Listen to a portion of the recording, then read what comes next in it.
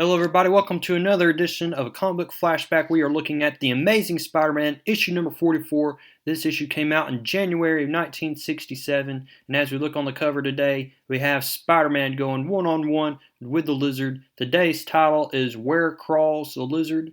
And so we have the Lizard making his second appearance in this issue. We haven't seen the Lizard since issue number 6, so I'm excited to go ahead and look at the reappearance of the Lizard today and how Spider-Man's going to go one-on-one with him today. As always, this is brought to you by Stan Lee, John Romita, Sam Rosen, and we also have Irving Forbush contributing to this issue. And so go ahead, like this video, and subscribe if you have not. And so let's go ahead and get started. So we have Peter Parker here, and he's bringing his Aunt May to a bus station here. Dr. Bromwell has suggested that Aunt May go on a vacation because she's been stressed, she's not had the best health, and so this is going to be the best opportunity for Aunt May to get some rest. But we also see right here Dr. Kirk Connors, and we recall how from last issue he helped Spider-Man defeat the Rhino, and we also have Kirk Connors here. He's waiting for his family as well at this bus station. They're coming back from Florida, his wife Martha and his son Billy, and all of a sudden he sees that his hand changes scaly green. So he starts to worry a little bit, but then his hand shifts back to normal. He thinks, well, I must have been imagining things. But then he's starting to worry here. He's like, you know what? Those same ingredients I used to help Spider-Man defeat the Rhino, those are the same ingredients that were used to cause me to turn into the Lizard. And since I inhaled those ingredients by, making that potion for Spider-Man, I'm afraid that that's having a negative effect on my body. And so that's his biggest concern here. Peter Parker thinks that he's seen Dr. Kirk Connors in the corner of his eye. Peter Parker continues to encourage his aunt, saying, you know what, don't worry about it, you're going to be just fine. We see Dr. Kirk Connors' family here. They're waiting for Kirk Connors, but we see that Kirk Connors is now starting to feel the full effects of the Lizard. He's starting to turn back to the Lizard as he feels that his arm is starting to regrow here. And so now his hand is completely scaly green. Billy sees his dad from a distance, and he's trying to get his mom's attention.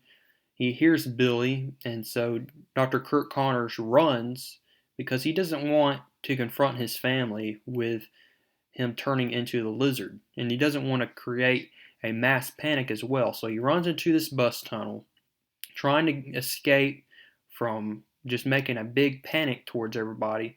And we have Martha here, and she's starting to get very worried here because she's like, why did he run away? And so now he had the Lizard here on the scene. He is completely the Lizard now. And now we have the Lizard, and he's going to make his master plan, which was way back from issue number 6, and that is he wants all the reptiles to rule the world, and he's not going to let anybody stop him. And so that's the biggest threat that the Lizard poses right now in this issue, and that's his master plan. He wants to have reptiles have a world domination. He creates a hole in the wall here. He's entered the sewer system now, and now the Lizard is on the loose. So we have Peter Parker. He's trying to be very encouraging to his aunt. He's like, stop worrying. He's, makes jokes with her, and she's like, you're just simply a caution. And so we have Aunt May. She boards the bus. She's now going on her vacation. Peter Parker notices at the corner of his eye that he sees Martha and Billy Connors. And he's like, I haven't seen them in a long time. Something must be up. So he changes to Spider-Man.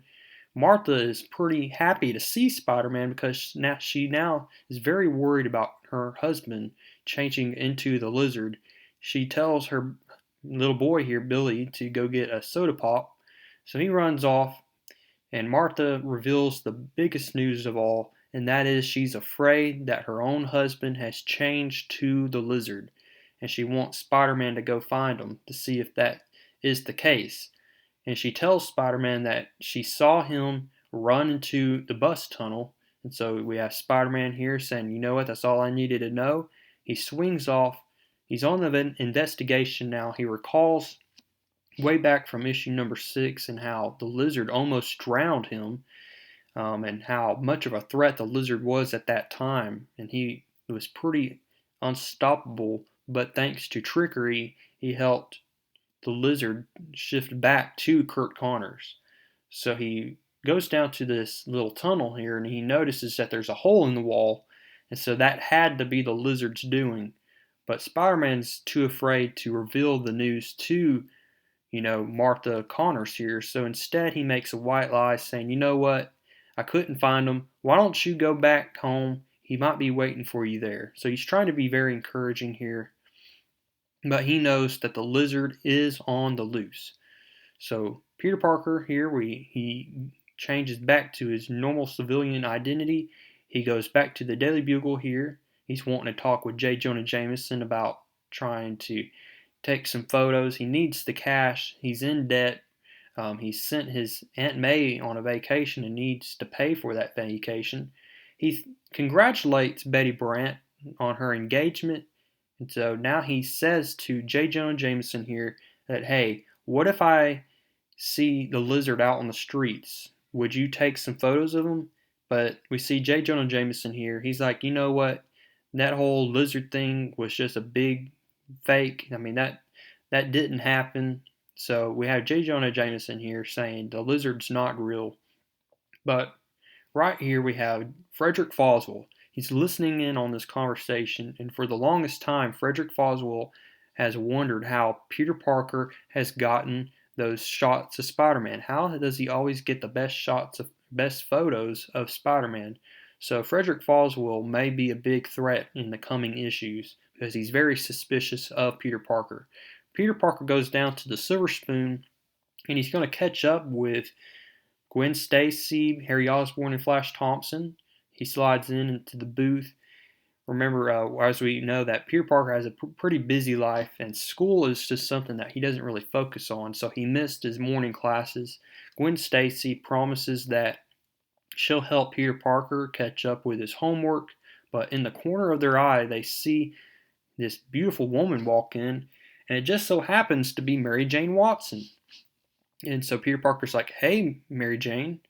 And people are shocked that Peter Parker knows who Mary Jane is. These 3 people, including this guy, never met Mary Jane. They don't know who she is. Flash Thompson tries to strike up his little game here. He's trying to flirt with Mary Jane. She's not having any of it. But one thing we need to pay close attention to is that Gwen Stacy looks a little jealous here. She's a little jealous that Mary Jane is putting her hands on Peter Parker here, and Peter Parker's starting to wonder about that. She's like, is Gwen Stacy, is she jealous that Mary Jane's shown me so much attention? Or is it that Flash Thompson was basically giving Mary Jane a bunch of attention? Wonder what it is. And we'll have to find out in the coming issues to see. When we have Flash Thompson here, he's also seeing how Gwen Stacy was, being very quiet. So there's a lot of drama going on here. But the main thing we need to focus on here is the lizard and how much of a threat he is.